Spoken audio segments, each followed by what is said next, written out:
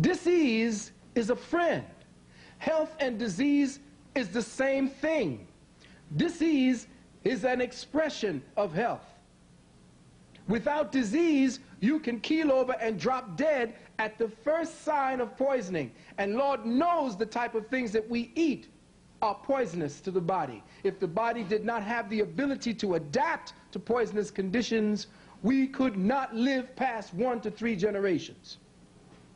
Because look at the society we live in now, look at the air we breathe, look at the food and the water we drink. This temple of the One Most High is the most magnificent adapter to inimical changes in existence.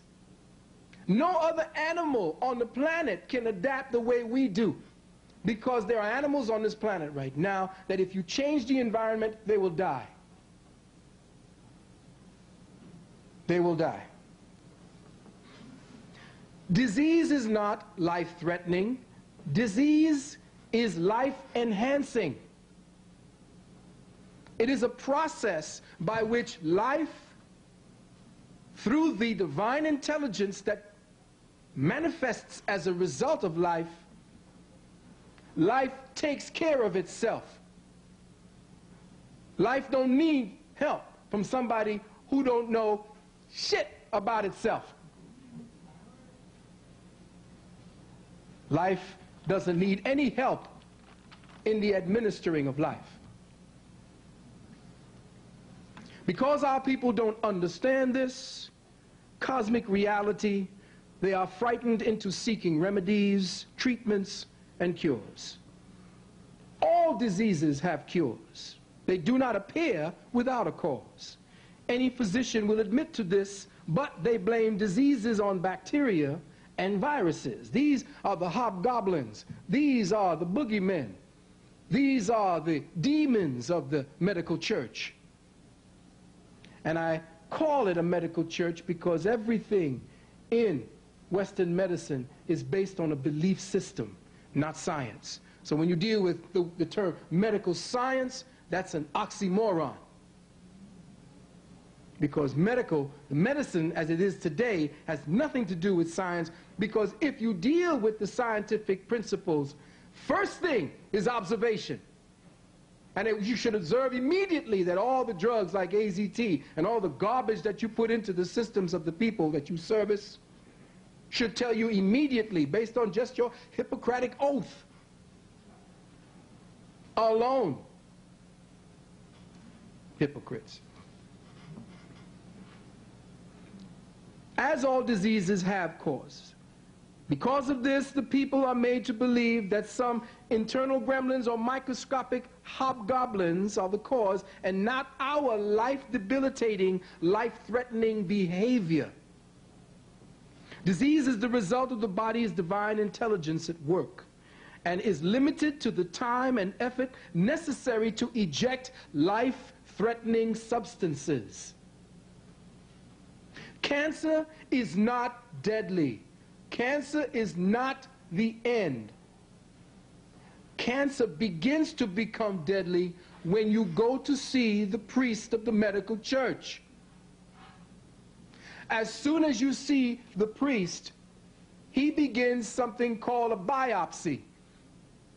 Immediately he has interfered with the package that was created by nature to defend the total organism from the toxins. It localized that poison in the area that was the weakest. And it encrusted it, it encysted it with membrane to protect you. Along comes the educated doctor, and through the principles and sacraments and the tenets of his church, he begins to dig and prod, stick, flail, and cut. Burn. It brings me back, before I go forward, when I sat next to Brother Kwame Ture, and myself and about 3 others, I can only mention 2 others, Sister Valerie Shepard and Brother Curtis Cost. I don't know if I can mention the other, but I won't. And we just don't say anything, but we all know who was there. And we sat before this brother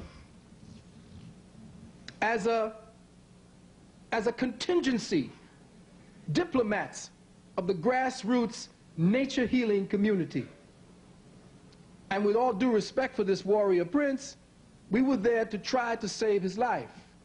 Now, I don't know if you saw the Village Voice article the one that Brother Noel did, but that was just an infinitesimal thing as to what the true story was behind that. Here we were sitting next to this brother. I was sitting here, the brother was eating right here, and I was talking to him. Right there in his cup was about 6 to 10 pills. He was fed this disease-promoting food, these starches and meat and milk products. And this is someone who was trying to battle cancer.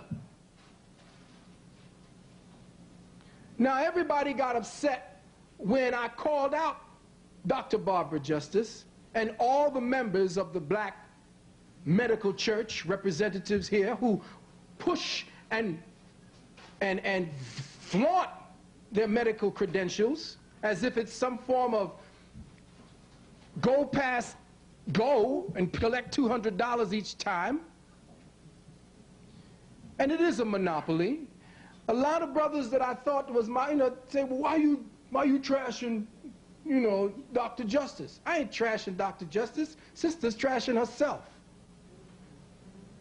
You got somebody that's talking about pimples and pustules over your face. Because I remarked that you got pimples and pustules all over your face, does that mean that I caused the pimples and pustules? No, I did not.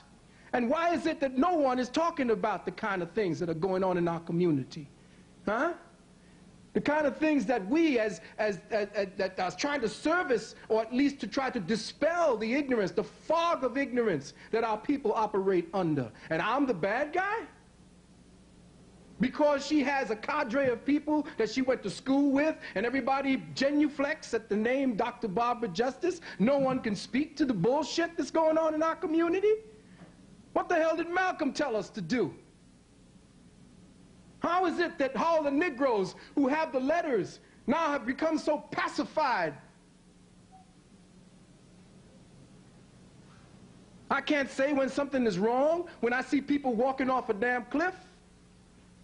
It's time for the people in the intelligentsia, the black intelligentsia, to start listening to the grassroots, the one that they so proudly extol as coming from. We're the ones that keeping it real. We are not making any kinds of conditions to what it is that we have to say. I don't give a damn if somebody don't like what I'm saying. Prove that what I'm saying is wrong.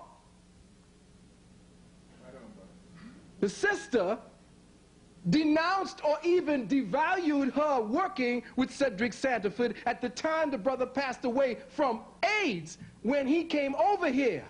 And it was told in big blazing banners that the brother was seronegative. Seronegative means you were healed of your AIDS. Check? But what did the brother die from?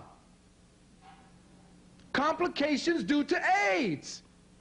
What you found out about the Qumran, what we were trying to tell you, was the Qumran was just as much bullshit as the whole idea around AIDS, but nobody went for it. Now, when everybody on the Amsterdam News was touting about going over, I mean, big banners, drums playing, hallelujahs and show enough praises, going over there, Brother Cedric Santaford, and get that healing. Bring it back and show them that we Africans got the show enough flavor. But one little Negro here, sitting over here in 1241, trying to tell people, listen, this is bullshit. And when the brother died, sister denied that she was his doctor. You forgot that, didn't you? It had to be people calling into the station, indignant, saying, how could she dare say that she had nothing to do with that brother? And they stuck his death way back in page 16. I still got that article. I held it. And now nobody wants to deal with Brother Kwame Ture.